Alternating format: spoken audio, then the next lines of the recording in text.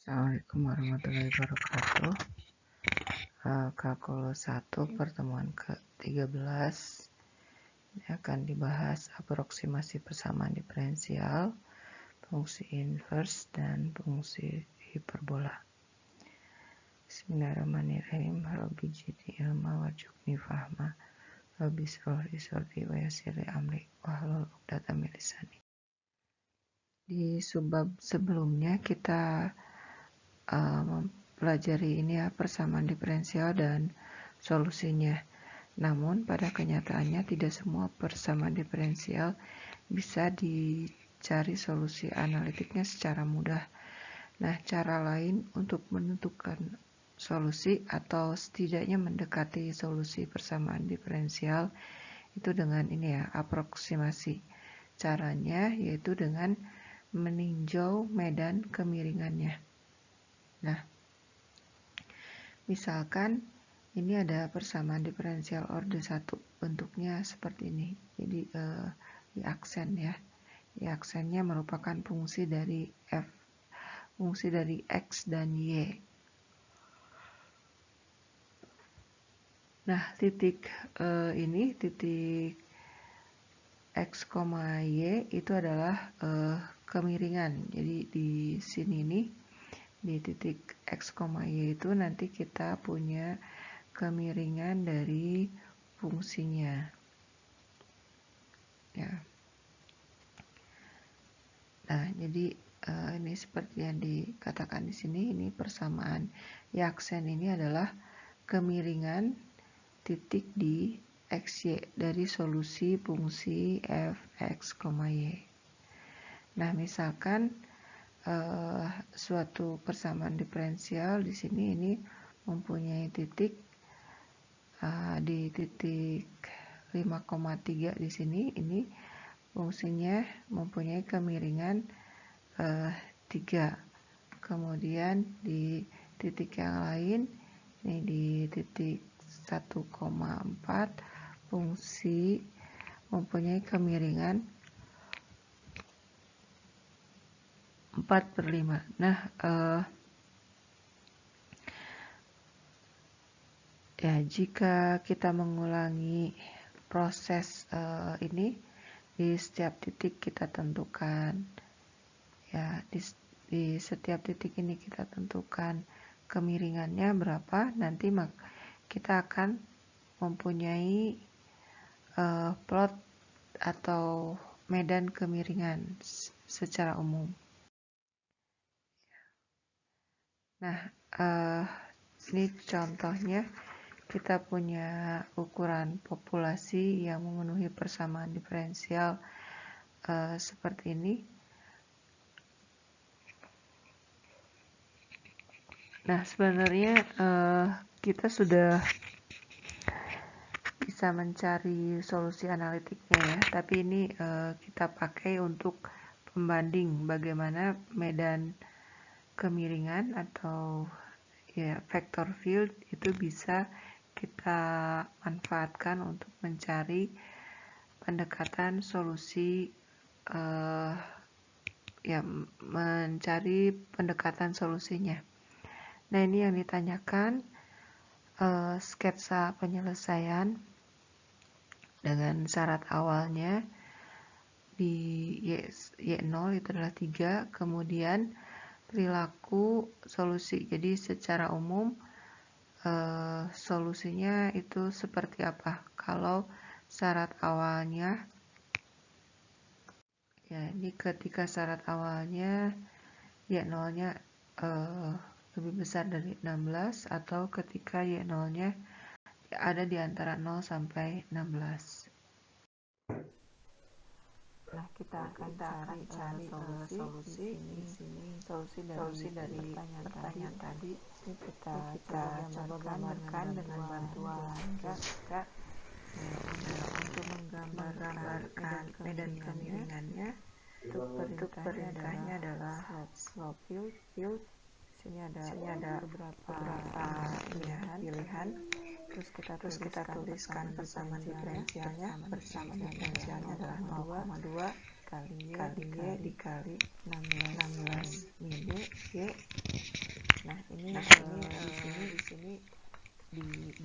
gambar ini adalah tampilan medan kemiringan defaultnya ya, atau standarnya seperti ini. Nanti medan kemiringan ini bisa kita gambarkan lebih besar atau lebih kecil. Detailnya bisa kita perbaiki dengan beberapa pilihan tadi ya. Nah, kemudian tadi di soal persamaan diferensial ini mempunyai solusi awal ya 0 sama dengan 3 atau solusinya melewati titik 0,3.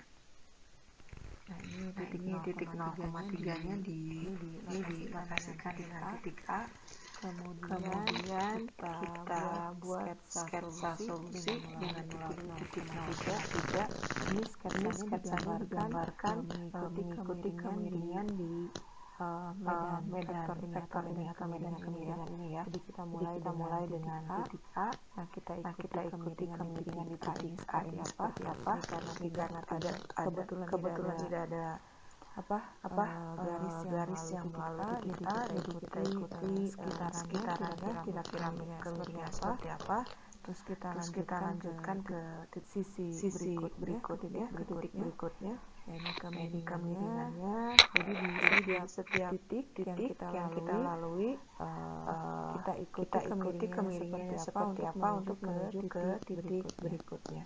Begitu seterusnya. Ya, kita coba gambarkan sampai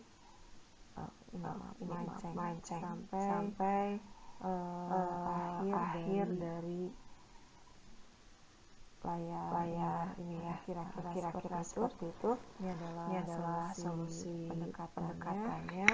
Nah, karena masalah persamaan diferensial yang kita buat ini adalah masalah atau mengikuti fungsi logistik, ada solusi analitiknya. Di GeoGebra juga bisa kita cari ya, dengan perintahnya adalah solve ODE. Terus kita tuliskan persamaan diferensialnya, yaitu 0,2 dikali 16 min Y. Nah, terus kita tuliskan titik yang atau nilai awalnya. Nilai awalnya itu adalah 0,3. Nah, kita lihat di sini ada ini garis abu-abu. Nah, garis abu-abu ini adalah solusi analitiknya. Jadi kita lihat sketsa yang dibuat dengan solusi analitiknya itu tidak terlalu jauh. Nah, sebenarnya kalau kita buat medan vektor yang lebih kecil, kita buat medan vektor lain ya.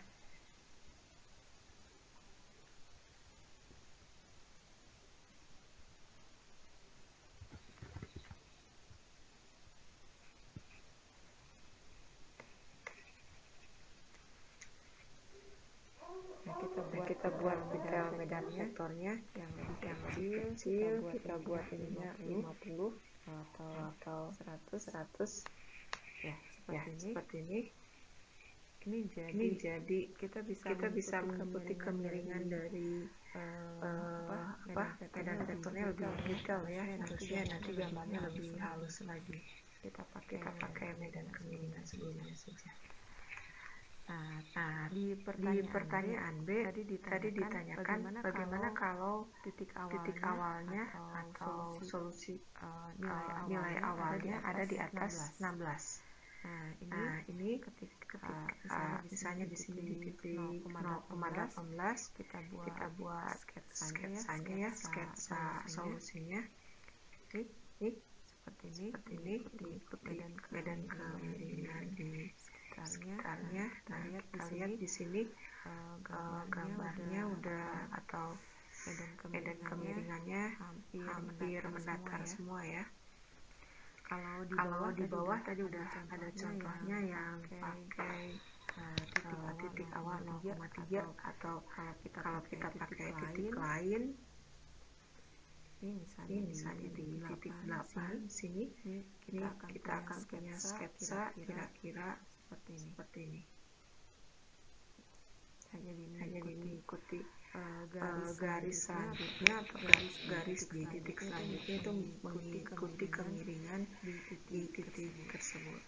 Nah, kalau secara umum kita lihat beberapa ilustrasi solusi pendekatan itu akan mendekati ke asimptot garis Y sama dengan 16 atau garis ini.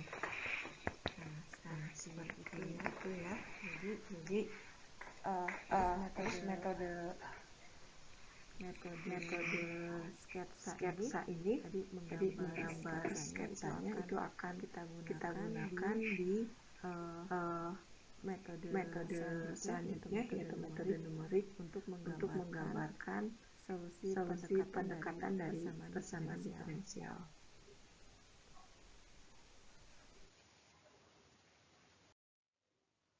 Nah, selanjutnya ini ada soal di latihan untuk menggambar medan vektor.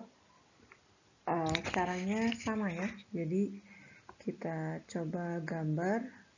Ini ada nilai awalnya 0,6.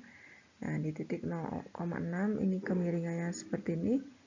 Terus kita lanjutkan dengan kemiringan di sekitarnya. Jadi kita lihat solusinya kira-kira akan mendekati ke garis seperti ini.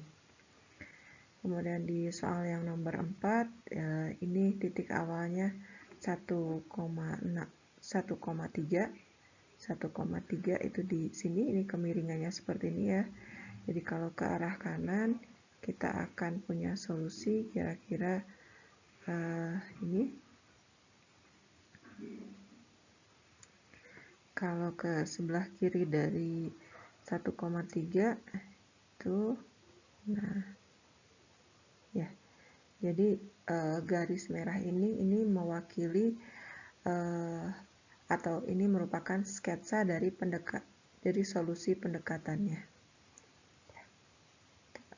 Metode Euler, jadi tadi kita buat solusi pendekatan dengan sketsa. Nah, ini kalau dengan metode Euler itu adalah ini ya, jadi tadi persamaan diferensial ini dengan syarat awalnya. Nah, kondisi syarat awal ini sebenarnya adalah solusi dari x, y ini ketika melewati titik x0, y0. Tadi di solusi pendekatan dengan metode sketsa juga ini ya, ada kondisi ini, kondisi syarat awal, yaitu berarti solusi harus melewati titik x0, y0. Nah, jika H-nya positif atau perubahan titik x0 ke titik x1-nya positif, kemudian ini ya perubahan posisi itu harus menuju ke 0 ya. Jadi garis singgungnya itu akan memenuhi persamaan ini. Px itu sama dengan y0 ditambah kemiringan di titik x0 dikalikan dengan ini perubahan titiknya. Nah, Px ini hanya solusi pendekatan dari fungsi masalahnya, yaitu atau kita punya yang kita cari itu adalah ini fungsi Yx pada interval terbatas, yaitu interval x0 sampai x0 plus h. Nah, kemudian ketika ini x0 plus h yaitu x1, kita akan peroleh ini solusi seperti ini. Dan ya, jadi atau Y1 ini adalah pendekatan solusi di X1 dan seterusnya seperti. Jadi kalau ilustrasinya ini ya. Jadi ketika di X0 kita punya ini terus persamaan ini kita peroleh nah segmen garis ini, kemudian di titik X1 kita punya solusi ini kita ikuti kemiringan selanjutnya. Jadi ini kita akan punya grafik patahan seperti ini. Grafik patahan ini adalah grafik untuk mendekati solusi analitiknya, solusi yang diminta dari soal. Nah, jadi ketika H-nya lebih kecil, itu kita akan punya aproksimasi atau pendekatan solusi yang lebih baik. Itu metode Euler. Nah, atau metode Euler yang tadi ini kita gunakan di contoh. Ya, jadi ketika kita ketahui ini medan kemiringannya dan kita akan punya ini solusi di titik X1. Nih, persamaannya mengikuti segmen ini. Kemudian meskipun kita tidak tahu titik YX1 itu harusnya kalau di ini ya titiknya di sini. Nah, ini bisa didekati oleh nilai Y1. Nilai Y1 kalau digambar ada di bawahnya. Dan selanjutnya kita ulangi prosesnya tadi seperti yang dijelaskan tadi, maka kita akan peroleh Y2, misalkan Y2 di sini di titik X2. Nah, jadi itu metode Euler. Nah, kalau kita simpulkan algoritma metode Euler itu adalah seperti ini. Ini untuk mengaproksimasi atau mendekati solusi dari persamaan diferensial ini, kita punya syarat awal, kita pilih ukuran langkahnya. Untuk langkah n sama dengan 1 dan seterusnya, itu ini ya seperti ini, tentukan ini. Terus yn-nya adalah diperoleh dari ini, yn-1 ditambah h. H itu adalah langkah yang akan kita buat dikali dengan kemiringan di titik xn-1. Nah, itu adalah algoritma metode Euler. Ini contohnya, gunakan metode Euler dengan ini langkahnya sejauh 0,2 untuk mendekati solusi dari persamaan diferensialnya. Itu adalah ini Y aksen sama dengan Y, dan syarat awalnya melalui titik 0,1 di interval 0,1. Tadi metode Euler kalau dituliskan kembali, metodenya itu adalah xn sama dengan xn-1 plus h ya. Terus yn itu adalah yn-1 ditambah h dikali kemiringannya. Kemiringan x n-1, yn-1. Nah, itu kita peroleh ini ya, ini hasilnya y0 h ini. Nah, h-nya udah ditentukan yaitu 0,2, ini adalah nilai h-nya. Terus 1 ini karena f x0, y0, ini jadi f x0-nya dimulai di titik 0, terus ini sama aja kalau kita tuliskan ini adalah koordinat dari fx0, y0, yakni di 0 ya, ini koordinatnya 0,1. Nah, ini f0,1 itu adalah ini ya, sesuai di sini, ini adalah 1 kali 1 hasilnya 1,2. Kemudian ini dengan fungsi yang sama, ini y1-nya 1,2 diperoleh dari sini. Terus ini adalah langkahnya. Nah, ini nilai 1,2 itu diperoleh dari tadi kita punya titik 0,1,2. Nah ini, ini terus ini adalah X1, Y1, kemudian F X1, Y1 itu adalah Y1, yakni titik 1,2.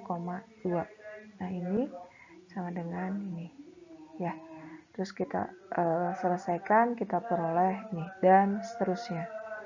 Jadi kita punya ini ya, nilai ini kalau kita buat di tabel, kita akan punya ini tabelnya. Kita mulai di titik 0, ini X0, Y0. Nah ini karena tadi persamaan diferensialnya itu adalah ini, kita ketahui ini mempunyai solusi analitik, yaitu untuk fungsi nih. Kalau kita punya y-nya sama dengan ini, maka turunannya adalah dirinya sendiri. Ini fungsi yang unik ya. Nah, kemudian titik-titik ini kita gambarkan di grafik. Nah, ini gambar di grafik itu adalah titik ini ya. Ini titik ini titik X0, Y0, X0, Y0 yaitu 0,1, terus ini titik, nah ini ya titik X0, Y0, ini titiknya di sini, kemudian titik X1, Y1 yaitu ini titik ini 0,2, 1,2, terus titik X3, Y3 digambarkan di sini dan seterusnya. Ya, jadi kita punya titik-titik ini adalah pendekatan dari masalah persamaan diferensial Y aksen sama dengan Y. Nah, kalau titik-titik tadi kita buat ininya ya, potongan segmennya, itu adalah sama dengan metode sketsa yang kita lakukan di awal. Jadi sebenarnya tidak ada perbedaan ya, itu lakukan hal yang sama, yang satu dengan sketsa, yang ini dengan sedikit perhitungan. Nah, ini kita lakukan untuk mencari solusi secara numerik. Nah, kita lihat di gambar yang bawah di sini, ini ketika langkah atau H-nya diperkecil. Ketika H diperkecil, kita lihat titiknya lebih mendekati ke solusi analitiknya. Ya, begitu juga di gambar yang ketiga, ini H-nya makin diperkecil, jadi perbedaan antara solusi analitik dan solusi numeriknya, khususnya di sini dengan metode Euler, itu lebih kecil lagi. Kita lanjutkan ke materi selanjutnya, yaitu fungsi trigonometri dan turunannya. Nah, sebenarnya untuk fungsi trigonometri dan nanti selanjutnya di fungsi hiperbolik itu lebih banyak kehafalan ya, jadi kita harus menghafal fungsi dan inverse-nya, begitu juga turunannya, karena tidak ada metode yang lebih Ibu belum menemukan metode yang lebih baik selain menghafalkan fungsi dan persamaannya, menghafalkan persamaan fungsinya. Nah, kita lihat ini adalah fungsi sinus. Ya, fungsi sinus itu seperti ini. Karena ini merupakan fungsi periodik maksudnya. Jadi fungsi ini tidak mempunyai inverse karena ya ini, jadi dia bukan merupakan fungsi satu-satu. Nah, namun kalau misalnya ini kita batasi untuk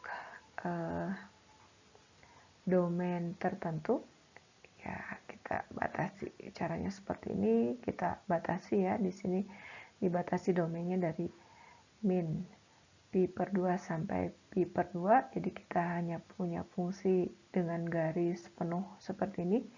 Ini merupakan fungsi yang monoton naik tajam. Nah, berarti dia merupakan fungsi satu-satu, jadi kita bisa cari inverse-nya. Ingat, inverse itu adalah secara geometri, ini adalah pencerminan grafik ini terhadap garis Y sama dengan X. Jadi kalau dicerminkan, kita akan punya grafik yang di sebelah kanan seperti ini ya.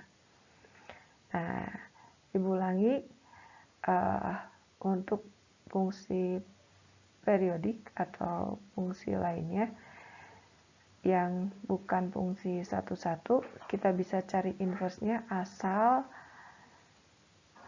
domainnya kita batasi sehingga fungsinya merupakan fungsi satu-satu.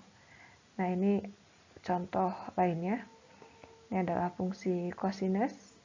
Ini juga kita batasi domainnya dari 0 sampai pi. Jadi kita punya fungsi yang monoton turun tajam. Monoton turun tajam, fungsinya mempunyai inverse. Kalau secara geometri,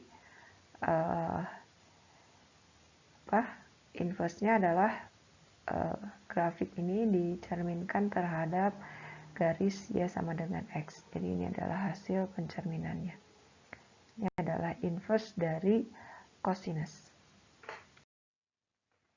Nah, secara definisi dari ilustrasi tadi ya, kita bisa peroleh inverse dari sin atau cosin dengan cara membatasi domainnya.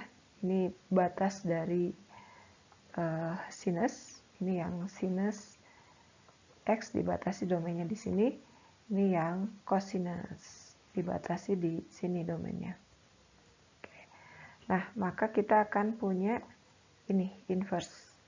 Jadi X itu adalah sin inverse dari Y jika dan hanya jika Y-nya sama dengan sin X dibatasi di domain ini. Begitu juga X sama dengan cos inverse Y jika dan hanya jika Y-nya sama dengan cos X dengan domain yang terbatas di 0 sampai V. Nah, untuk mencari inverse, itu bisa kita ilustrasikan untuk fungsi sinus cosinus ini adalah fungsi atau titik-titik yang berada di lingkaran dengan jari-jari satu seperti ini. Dengan arcus atau inverse itu adalah nilai sudut. Jadi misalnya titik X, Y ini adalah titik X dengan Y-nya adalah sinus X seperti ini. Nah, nilai sudut ini adalah arcus dari sin inverse X. Ya, ini adalah sama dengan theta. Nah, selanjutnya ini sin inverse Y itu adalah bilangan yang tadi Ibu jelaskan di lingkaran tadi ya. Jadi bilangan antara interval min V per 2 sampai Pi per 2 dengan nilai sinusnya itu adalah Y. Jadi nilai di sini, ini jika dan hanya jika X-nya atau sama dengan Y-nya sama dengan sinus X untuk X-nya ada di interval min Pi per 2 sampai Pi per 2. Begitu juga ini cos inverse Y itu adalah bilangan. Ini sama dengan X, X-nya ada di sini ya. Juga nih X-nya ada di sini. Jika dan hanya jika untuk cos inverse cos Y ini Y-nya sama dengan cos X untuk X-nya ada di 0 sampai V. Itu juga dengan ini tan inverse Y itu adalah suatu bilangan yang ada di interval buka min Pi per 2 sampai Pi per 2. Jika dan hanya jika kita punya Y itu adalah tangan X. Untuk X-nya ada di min Pi per 2 sampai Pi per 2. Nah, ini ilustrasinya untuk tangan. Kita lihat untuk tangan ya, dibatasi dari min Pi per 2 sampai Pi per 2. Kita akan punya fungsi yang monoton naik tajam. Terus ini adalah inverse-nya, fungsi atau ilustrasi dari inverse tangen. Kemudian kita lihat ini secant dibatasi domainnya dari 0 sampai V. Ini fungsinya monoton naik, tapi tidak terdefinisi di titik V/2. Jadi domainnya dibatasi 0 sampai V kecuali di titik V/2. Nah, ini di sebelah kanannya itu adalah fungsi inverse-nya seperti ini ya. Di inverse dari secant itu adalah grafiknya seperti ini. Nah, atau didefinisikan, ini definisinya. Jadi tangen terdefinisi di domain ini, secant ini domainnya ini, jika dan hanya jika memenuhi kondisi ini. Ini tadi udah dijelaskan sekilas ya di grafiknya. Atau, nah ini cara lain untuk menuliskan secant, karena kita tahu secant X itu adalah 1 per cos X. Jadi secant inverse Y itu adalah ini, cos inverse dari 1 per Y. Kita lihat ini sebenarnya ini ya, katanya 4 identitas. 4 identitas pada persamaan trigonometri. Yang pertama itu adalah ini, sin cos inverse itu adalah ini ya, akar 1 min X kuadrat. Cos dari sin inverse itu adalah 1 min X kuadrat dan seterusnya. Nah, nilai ini kita peroleh dari dibangun dari segitiga. Ini segitiganya ya. Nah, ini untuk yang pertama. Jadi kita tahu kalau cos itu adalah apa? Kalau kita punya theta, misalnya ini theta, itu adalah sisi bawah, yaitu sini nilainya X per sisi miring ya. Nah, jadi kalau kita lihat di sini cos inverse-nya itu adalah ini cos inverse ini ya sama dengan X, jadi theta-nya itu adalah cos inverse X. Terus kita dari sini kita cari nilai sinusnya, sinus theta. Theta-nya sendiri adalah cos inverse X. Sin dari cos inverse X. Nah, ini untuk theta. Nah, untuk theta ini sinus itu adalah sisi tegak, yaitu akar 1 min X kuadrat. Ini kurang kelihatan ya. Akar 1 min X kuadrat dibagi sisi miringnya. Jadi kita punya ini 1 min X kuadrat. Begitu juga di kondisi yang kedua. Ini di segitiga yang kedua. Kita punya ini, sin itu adalah sisi ya. Ini sinus theta ini untuk gambar segitiga yang kedua itu adalah sisi tegak dibagi sisi miring sama dengan X.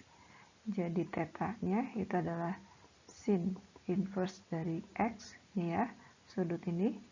Kemudian kalau kita mencari nilai cos-nya, kalau kita lanjutkan, cos theta itu berarti cos dari sin inverse X. Ya, dan cos-nya untuk segitiga yang kedua ini adalah cos itu adalah sisi bawah ya, ini sisi bawahnya itu adalah akar 1 min X kuadrat dibagi sisi miring nilainya 1. Itu untuk sifat yang kedua. Kemudian yang ketiga, di segitiga yang ketiga ini ya, Jadi kita ketahui tangen theta, ini kalau tetanya ini theta, itu adalah sisi tegak bagi sisi miring, itu X per 1, ya ini X per 1, jadi X, jadi tetanya itu adalah tangen inverse X. Nah, kemudian kita cari nilai sekan. Sekan itu adalah sekan theta, karena di segitiga yang ketiga ini tetanya itu persamaannya adalah tangen inverse X, ya. Jadi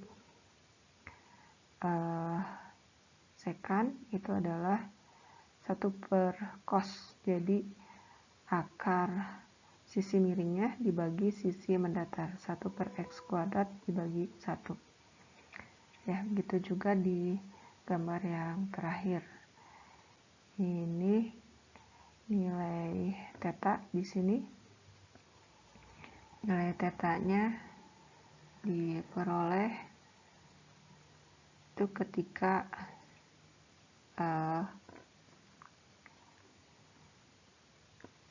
ya, ini adalah sekan X, sekan theta, tetanya karena sekan berarti ini adalah X per 1, ini sama dengan X, jadi tetanya itu adalah sekan inverse dari X. Kemudian kalau kita cari tangen theta pada segitiga keempat ini, itu adalah ya, tadi yang lain juga harusnya seperti ini. Jadi ini adalah tangen sekan inverse X. Nah, maksudnya ini terus tangen sendiri itu adalah sisi tegak dibagi sisi mendatar.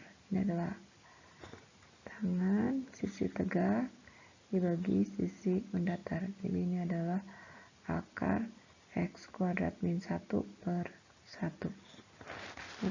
Ini ada ya domainnya, ketika X-nya lebih besar dari 1, kemudian ketika X-nya kurang dari 1, kita punya persamaan. Nih. Untuk keterangannya, keempat segitiga ini merupakan segitiga siku-siku, jadi nilai sisi yang lainnya yang tadi tidak disebutkan itu diperoleh dari Pythagoras. Ya, jadi ini adalah 4 identitas yang berguna pada fungsi trigonometri. Nah, terus kita punya turunan fungsi trigonometri. Ini sudah kita diperkenalkan di materi sebelumnya. Untuk di subbab ini atau di materi ini hanya dikenalkan saja ya. Jadi kita tidak cara untuk mencari nilai turunannya ini tidak dibahas. Ini jadi turunan sin adalah cos, turunan tangen adalah sekan kuadrat, dan seterusnya. Di teorema B kita punya ini turunan dari fungsi inverse trigonometri. Ini turunan dari sinus inverse, dari inverse sinus adalah 1 per X kuadrat, cos inverse adalah minus dari 1 per akar 1 min X kuadrat, turunan dari tan inverse adalah ini ya 1 per 1 plus X kuadrat, dan ini yang turunan dari secant inverse, atau itu sama dengan 1 per mutlak X dikali X kuadrat min 1. Nah, kita lihat yang ini ya, yang 1 itu diperoleh dari mana.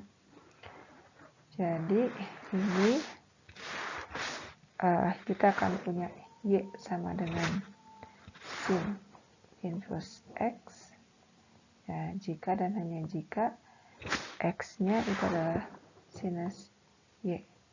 Nah, yang ruas kanan ini kita turunkan terhadap X. Kita akan peroleh turunan dari X itu adalah 1, turunan dari yang ruas kanannya ini adalah turunan sin itu adalah cos dari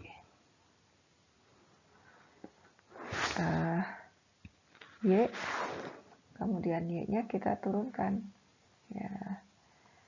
Terus kita lihat y-nya itu adalah ini ya, y-nya cos y-nya adalah sinus inverse. Sin inverse x ya, ini sin inverse x ya. Jadi kita peroleh di sini dx dari sin inverse x itu adalah 1 per cos dari sin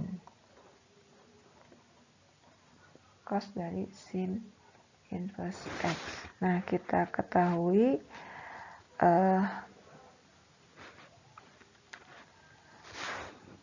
ini cos dari sin inverse x itu sama dengan 1 min x kuadrat. Nah, nilai itu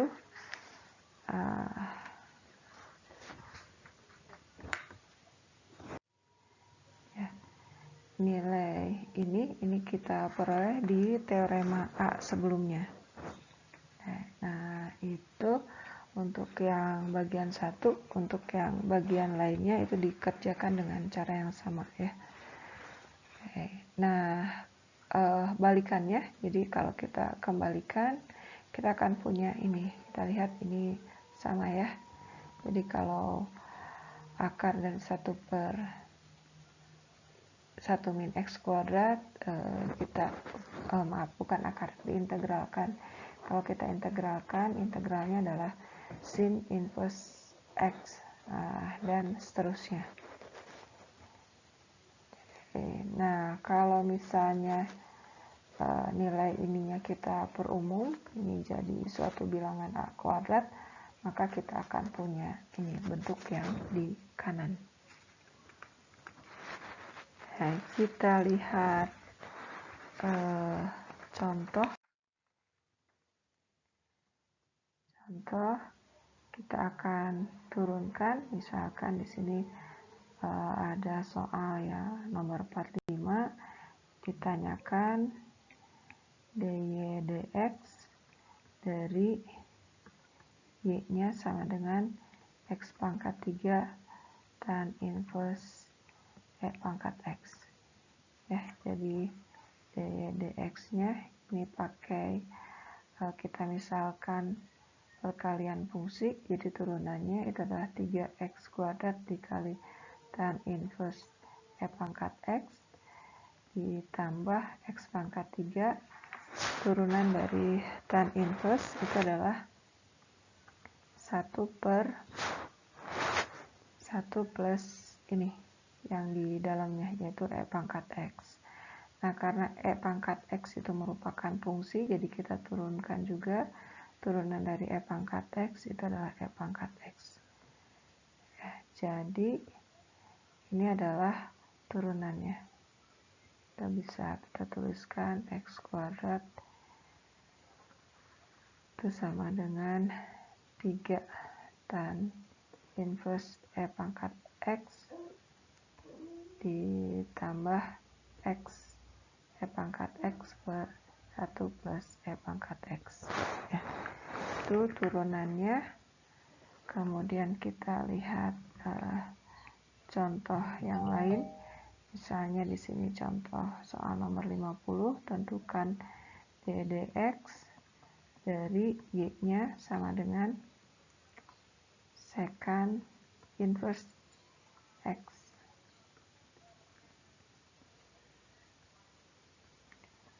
Nah, ini yang dipangkatkan itu adalah secant inverse-nya, jadi kita turunkan pakai aturan rantai 3 secant inverse x kuadrat, kemudian secant inverse turunannya itu adalah 1 per mutlak X dikali X kuadrat min 1 ya, dan ini adalah turunannya. Kita lihat contohnya, contoh yang lain untuk mengintegralkan di soal 61. Kita integralkan 0 sampai akar 2 per 2 dari 1 per akar 1 min X kuadrat dx. Nah, kita lihat di teorema B, nilai ini di teorema B ini diperoleh dari turunan arcsinus. Jadi integralnya ya ini adalah arcsinus atau sinus inverse ya. Ini adalah sin inverse dari X batasnya 0 sampai akar 2 per 2. Sin inverse dari ya ini sama dengan pi per 4 dikurangi 0 sama dengan pi per 4. Nah, itu contohnya. Kita lanjutkan contoh lain. Ini ada, misalkan ini ada seorang laki-laki yang berdiri di puncak tebing di sini. Ini jaraknya dari dasar itu ini adalah 200 feet ya, dari ini di atas danau 200 feet itu. Kemudian dia mengamati perahu bermotor. Ini perahu bermotornya di sini, kecepatan laju dari dinding danau ini adalah ya 25 feet per detik. Yang ditanyakan ini berapa kecepatan perubahan sudut depresiasi. Jadi ini ya perubahan ini atau d theta per dt-nya itu berapa. Nah, kalau dari ilustrasi gambar di sini, ini theta atau sudut depresiasinya itu adalah ya, kalau kita buat seperti ini adalah tan inverse dari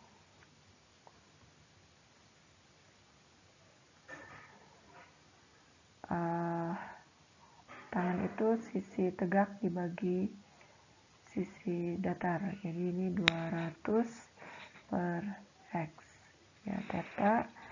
Jadi turunan tetanya d theta per dt. Ini adalah kecepatan sudut depresiasinya. D theta dt itu adalah kecepatan perubahan sudut depresiasinya. Turunan dari tan inverse itu adalah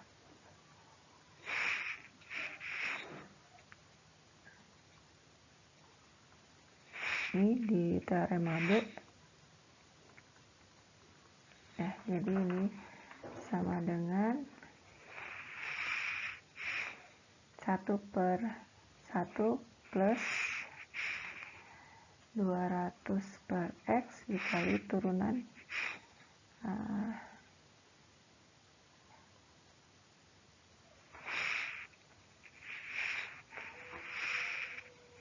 itu dikali turunan 200 per X. Turunannya itu adalah 200 dikali minus X min 2 ya, jadi dituliskan seperti ini kali dx turunan X terhadap T ya. Jadi ini kalau kita selesaikan ini jadi min 200 per X kuadrat plus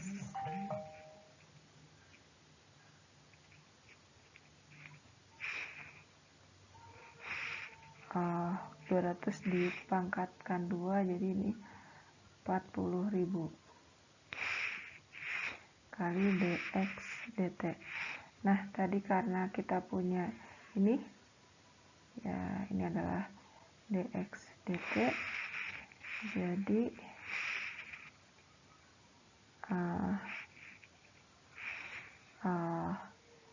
ini dx dt 25 per bit ketika ini x nya ya, ini adalah nilai x nya.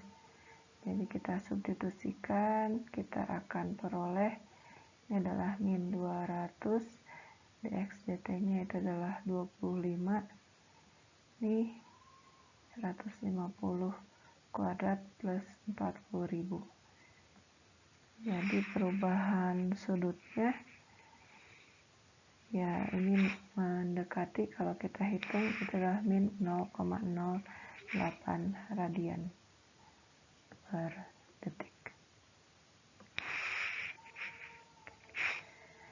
Nah, itu untuk fungsi inverse trigonometri dan turunannya. Kita lanjutkan, ini ada fungsi hiperbolik dan inverse-nya.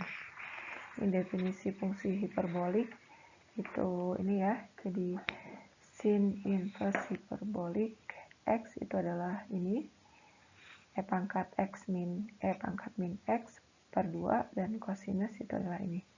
Itu juga dengan yang selanjutnya ya, di tangan itu adalah sin per cos, kotangen itu adalah ini cos per sin, sekan hiperbolik 1 per cos, kosekan itu adalah 1 per sin hiperbolik. Nah, ini gambar yang sebelah kiri ini adalah ilustrasi persamaan lingkaran dengan jari-jari satu. Ini untuk fungsi trigonometri sinus dan kosinus dan turunan sinus kosinus lainnya ya. Kosinus, sinus, tangen, sekan, kosekan, dan seterusnya ada di sini.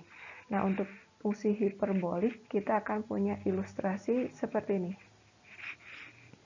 Ini adalah fungsi hiperbolik ya, dengan puncaknya di 1,0.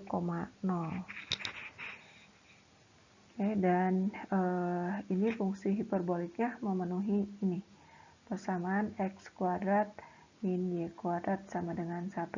Kalau yang sinus kosinus itu adalah ini ya, fungsinya x kuadrat plus y kuadrat sama dengan 1. Nah, untuk fungsi hiperbolik kembali ke sini. Ini karena x-nya mewakili ini dan sinusnya mewakili x-nya mewakili ya, kalau dituliskan di koordinat ini x-nya itu adalah kosinus hiperbolik t, y-nya adalah sinus hiperbolik t. Terus ini memenuhi persamaan ini ya. Jadi kita akan punya identitasnya itu adalah kosinus t dikuadratkan, atau bisa kita tulisnya biasanya seperti ini ya, in sin hiperbolik t itu sama dengan 1. Nah, itu terus ini adalah fungsi hiperboliknya. Ini sinusnya tadi kan diperoleh ini dari e pangkat x min e pangkat min x per 2. Nah, ini ini adalah fungsi sinus hiperboliknya. Ini kosinus hiperbolik, ilustrasinya seperti ini. Kosinus hiperbolik itu adalah e pangkat x plus e pangkat minus x per 2. Ya, ini tangen itu ini dari sin hiperbolik dibagi cos hiperbolik. Ini ilustrasinya. Terus sekan itu adalah 1 per kosinus hiperbolik. Nah, ini ilustrasi dari fungsi hiperbolik. Nah, ini turunan fungsi hiperbolik, turunan sinus hiperbolik adalah cos, turunan cos hiperbolik adalah sinus hiperbolik, dan seterusnya. Ini turunannya mirip dengan fungsi trigonometri biasa ya. Terus kita lihat inverse-nya. Ya, kalau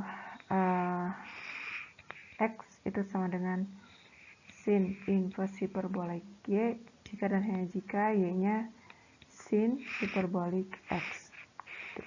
Begitu juga seterusnya, jadi X sama dengan cos hiperbolik Y, jika dan hanya jika Y-nya cos hiperbolik X. Ya. Jadi dari sini kita akan peroleh, nah ini sin hiperbolik inverse itu adalah ln X ditambah akar X kuadrat plus 1. Di sini ilustrasinya ya, ini adalah sin hiperbolik, ini adalah inverse dari sin hiperbolik, ini inverse dari cos hiperbolik, ini adalah ln X ditambah X kuadrat plus 1, ini adalah inverse tan hiperbolik, ini persamaannya ini, mengikuti persamaan ini, yang ini ilustrasi grafik dari inverse secant hiperbolik, ini dari fungsi ini. Nah, kalau fungsi inverse hiperbolik ini kita turunkan, kita akan punya persamaan ini. Jadi turunan dari sin hiperbolik itu adalah 1 per akar X kuadrat plus 1, turunan dari cos hiperbolik, inverse cos hiperbolik adalah 1 per X kuadrat min 1, dan seterusnya. Ini mirip dengan yang trigonometri saja ya, yang tanpa hiperboliknya. Kita lihat contohnya. Jadi kita harus ingat ini ya, diingat saja kayaknya persamaannya. Contohnya ini di soal 15, tentukan dYx jika y-nya